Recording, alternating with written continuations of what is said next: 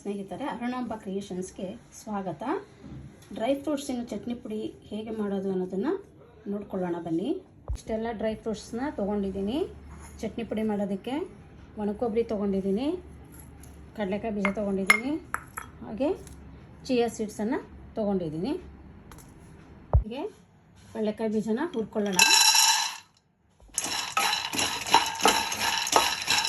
ಇಷ್ಟು ಕೆಂಪಗೆ ಹುರ್ಕೋಬೇಕು, ಗರ್ಗರಿ ಆಗಿರಬೇಕಿದು. ಇದನ್ನು ಒಂದು ಬಟ್ಲಿಗೆ ಹಾಕ್ಕೊಳ್ಳೋಣ. ಕೊಬ್ಬರಿ ಹಾಕ್ತಾಯಿದ್ದೀನಿ. ಇದನ್ನು ಸ್ವಲ್ಪ ಕೆಂಪಗೆ ಹುರ್ಕೊಳ್ಳೋಣ.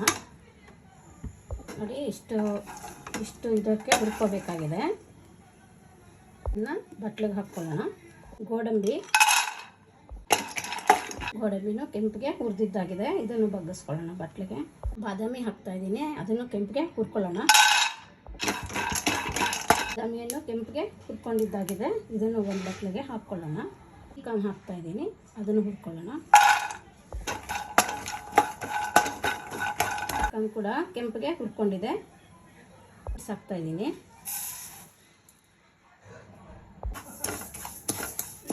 ಇದು ಚಿಟಪಟ ಅನ್ನೋವರೆಗೂ ಹುರ್ಕೋಬೇಕು. ಇದನ್ನು ಇದ್ದಾಗಿದೆ. ಇದು ನಾನು ವಾಲ್ನಟ್ ಹಾಕ್ತಾಯಿದ್ದೀನಿ. ಇದು ಕೂಡ ಸ್ವಲ್ಪ ಹುರ್ಕೊಳ್ಳೋಣ. ನಟ್ಸನ್ನು ಹುರ್ಕೊಂಡಿದ್ದಾಗಿದೆ. ಹಾಕ್ತಾಯಿದ್ದೀನಿ. ಇದು ಮೊದಲೇ ಹುರಿದಿದ್ದಾರೆ, ಅದನ್ನು ಖಾರದ್ದಿದೆ. ಇದನ್ನು ಸ್ವಲ್ಪ ಲೈಟಾಗಿ ಹುರ್ಕೊಳ್ತೀನಿ. ಮೊದಲೇ ಇದು ಹುರಿದಿರೋದನ್ನ ನಾವು ತಂದಿದ್ದೀವಿ. ಇದು ಮೊದಲೇ ಹುರಿದಿರೋದ್ರಿಂದ ನಾನು ಸ್ವಲ್ಪ ಲೈಟಾಗಿ ಹುರ್ಕೊಂಡಿದ್ದೀನಿ ಅಷ್ಟೇ. ಇದು ಹುರಿದಿದ್ದು ಕೂಡ ಆಗಿದೆ. ಇದು ನೋಡಿ, ಪಿಸ್ತಾ ಹುರಿದಿದ್ದಾಗಿದೆ. ಸೀಡ್ಸ್ ಇಲ್ಲಾಂದರೆ ಕುಂಬಳಕಾಯಿ ಬೀಜ, ಇದನ್ನು ಹಾಕ್ಕೊಳ್ತಾ ಇದ್ದೀನಿ. ಹುರ್ಕೊಳ್ಳೋಣ ಇದನ್ನು. ಇದು ಕೂಡ ಹುರಿದಿದ್ದಾಗಿದೆ.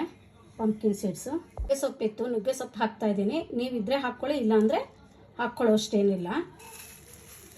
ಇದನ್ನು ಹುರ್ಕೊಳ್ಳೋಣ. ನುಗ್ಗೆ ಸೊಪ್ಪು ಹುರಿದಿದ್ದಾಗಿದೆ. ಕರಿಬೇವು ಹಾಕ್ತಾಯಿದ್ದೀನಿ. ಇದು ಅಷ್ಟೇ, ನಿಮಗೆ ಇಷ್ಟ ಇದ್ದರೆ ಹಾಕ್ಕೊಳ್ಳಿ, ಇಲ್ಲಾಂದರೆ ಬಿಡಿ. ಇದನ್ನು ಹಾಕ್ಕೊಳ್ಳೇಬೇಕು ಅಂತ ಏನಿಲ್ಲ. ಇತ್ತು ಹಾಕ್ತಿದ್ದೀನಿ. ಇದನ್ನು ಹುರ್ಕೊಳ್ಳೋಣ. ಕರಿಬೇವು ಹುರಿದಿದ್ದಾಗಿದೆ. ವಾಸನೆ ಹೋಗೋವರೆಗೂ ಹುರ್ಕೋಬೇಕಿದು. ಬ್ಯಾಡಿಗೆ ಮೆಣಸಿನ್ಕಾಯಿ ಆದರೂ ಹಾಕ್ಕೊಳ್ಳಿ. ನಮ್ಮ ಮನೇಲಿ ಮೆಣಸಿನ್ಕಾಯಿ ಇತ್ತು, ಅದರಿಂದ ನಾನು ಇದನ್ನು ಹಾಕ್ಕೊಳ್ತಾ ಇದ್ದೀನಿ. ನೋಡಿ, ಬ್ಯಾಡಿಗೆ ಹಾಕಿದ್ರೆ ಇನ್ನೂ ಕೆಂಪಗೆ ಬರುತ್ತೆ, ತುಂಬ ಚೆನ್ನಾಗಿರುತ್ತೆ ಟೇಸ್ಟು. ಹುರ್ಕೊಳ್ಳೋಣ. ಇದು ನಾನು ಮೆಣಸಿನ್ಕಾಯಿನ ಸಣ್ಣ ಉರಿಯಲ್ಲಿ ಹುರ್ಕೊಳ್ಳಿ. ತುಂಬ ಕಪ್ಪಗಾಗ್ಬಿಡುತ್ತೆ, ಸೇರಿಸ್ಬೇಡಿ. ಇಷ್ಟು ಹುರಿದ್ರೆ ಸಾಕಾಗಿದೆ. ಆಫ್ ಮಾಡ್ಕೊಬೇಕು.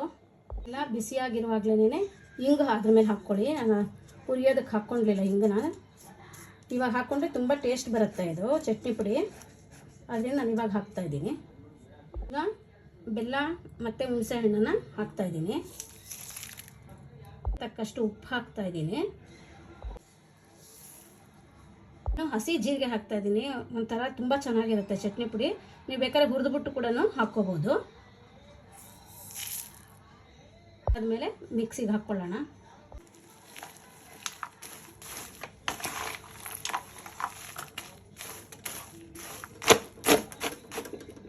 ಇವೆಲ್ಲವನ್ನು ಮಿಕ್ಸಿಗೆ ಹಾಕ್ಕೊಳ್ಳೋಣ. ಆರಿದ್ದಾಗಿದೆ ಇದು.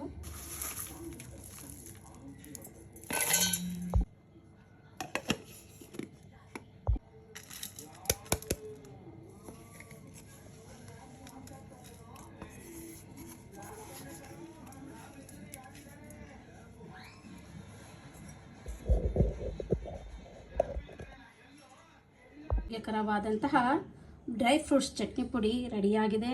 ರೊಟ್ಟಿ ಜೊತೆಯಲ್ಲಿ, ಚಪಾತಿ ಜೊತೆಯಲ್ಲಿ, ಅನ್ನದ ಜೊತೆಯಲ್ಲಿ, ಹಾಗೂ ಅನ್ನ ಸಾಂಬಾರ್ ಜೊತೆಯಲ್ಲಿ, ಚಿಕ್ಕವರಿಂದ ದೊಡ್ಡವರವರೆಗೂ ಕೂಡ ಇದನ್ನು ಸೇವಿಸಬಹುದು. ಈ ವಿಡಿಯೋ ನಿಮಗೆ ಇಷ್ಟ ಆದಲ್ಲಿ ಲೈಕ್ ಮಾಡಿ, ಶೇರ್ ಮಾಡಿ, ಕಮೆಂಟ್ ಮಾಡಿ, ಹಾಗೆ ಸಬ್ಸ್ಕ್ರೈಬ್ ಆಗೋದನ್ನು ಮರೆಯಬೇಡಿ ಸ್ನೇಹಿತರೆ. ಪಕ್ಕದಲ್ಲಿರುವ ಬೆಲ್ ಐಕಾನನ್ನು ಪ್ರೆಸ್ ಮಾಡಿ. ನಮಸ್ಕಾರಗಳು.